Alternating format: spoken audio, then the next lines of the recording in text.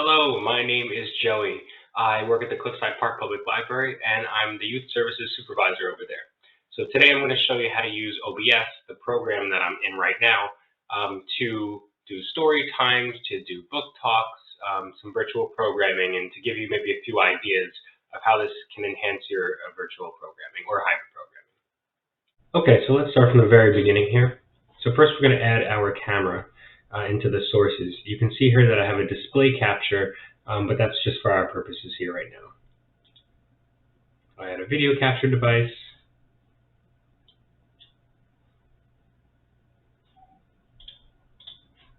And it's chosen the right camera, so just make sure that yours is chosen, and then that's everything that we have to do on the screen. So you can't see me quite yet. Actually, I can shrink this down so you can sort of see it. And then you can see me behind it, another layer behind it because it's lower on the sources. So I'll bring this back up. Now we're going to add our picture book. I'm going to go to Image Slideshow. The name of the picture book is Ada Twist, so I like to be nice and neat, especially if I have multiple books.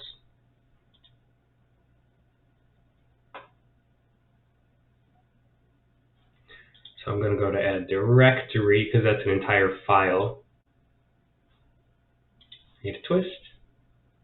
Select Folder. Okay, so now it's popped up. Okay, but you can see it's kind of flipping through the pages by itself. So first of all, visibility, always play when not visible. So that's good, especially if you're looking at a different screen, you're looking at Google Meet, you're looking at Zoom, you can still control these pages. But the slide mode is automatic. It's just turning the pages by itself. So I wanted to switch that to manual. I want to tell it when to go to the next page. The transition, we're going to keep it to slide, because that feels like a picture book. I'll press OK. So let's get everything in order. Let me see. I'll bring this down. And you can kind of see here, this was the picture. This was the picture over here, but it's really stretched out. So we're going to have to change that. We're going to right-click. We're going to go to Transform and Stretch to Screen near the bottom of that list. That's much better. I'll bring my camera up. Here I am, and I'll shrink me down too. And usually, now I'll hide the display capture. This is usually how it looks. Just me here, and the book's over here. And you can even see I took a picture of the book with my, my image in the bottom left in mind.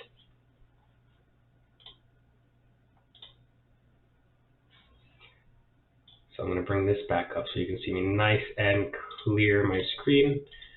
So I'm going to go to File, Settings, and Hotkeys.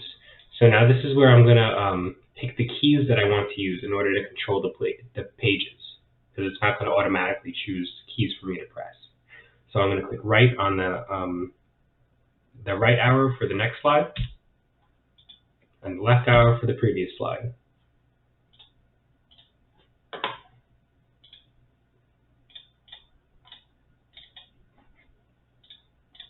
So it's going to look something like this. I can press the right arrow key, turn the page, and read the book and look at the same time.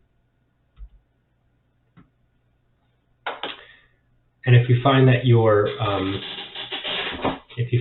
picture, your video camera picture is too much in the way, you can always just kind of click and drag and move it, right? It can be very flexible in that way, or shrink it if you find it too big, so that you know, I'm constantly shrinking and moving mine so that kids can see, and then I go to the next page. Something else that I like to do is book talks, virtual book talks. So I'll just go ahead and add something again. Great. And I'm going to put my video on top and shrink me down.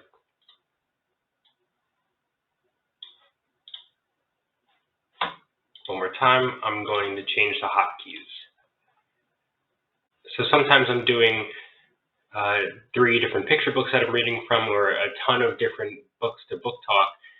So I have a lot of different sources. So sometimes my next slide button is E, and my previous slide is Q or D and A, C, and Z. So sometimes my keyboard turns into a giant minefield, but it gets the job done. It takes a little practice getting everything in. But I think after a little while, I think anyone can get this. I think it's totally I think anyone can learn this. I really do. So again, just a few things here. So I can control it just fine. I can resize anytime. Yes, and then I try to keep it a little interactive. So it's not just like pictures of the book. I've turned it into a little game. Like, oh, what did I make out of these books? And like kids might notice it's a W. I tried to change it up with the books themselves. And then over here, like, okay, what did I make with Dork Diaries? And a D. So I try to keep it fun for everyone and try to gamify it so they're a little bit more engaged. So something else that's cool that you can do as well, you could add a second camera. So if you have 2 like USB webcams, you can show something else at the same time that you are streaming this.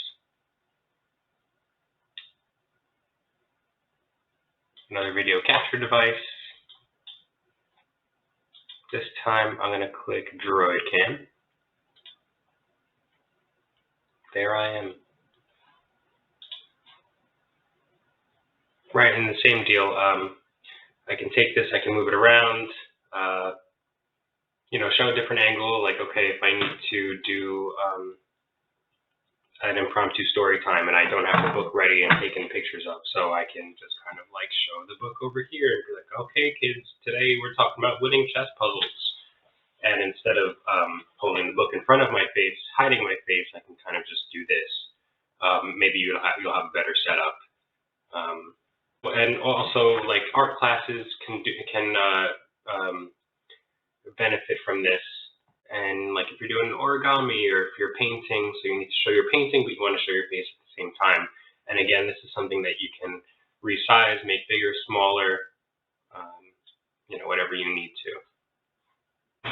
So really quickly, sort of a last but not least thing, right on the screen, and if I want to start streaming this to Google Meet, to Zoom, especially if you're doing school visits, you're going to start your virtual camera.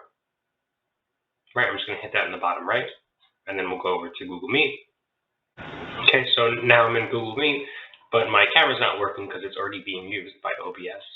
So let's go to Settings, Video, and let's change that to OBS. So now it's just picking up the picture that OBS is giving me. And I can still control things from OBS. Right? The kids are seeing me shrink down, the pictures are coming up for everyone.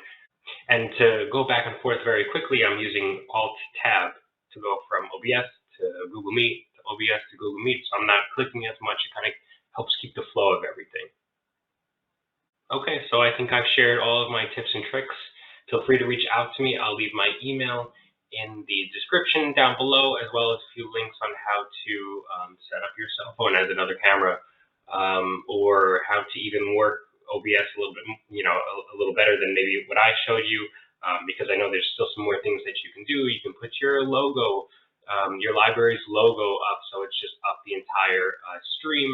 You can do sound effects with your story time. So there's a lot of things that I haven't mastered yet that, that we can do, including green screen stuff. So I have to get into that soon too.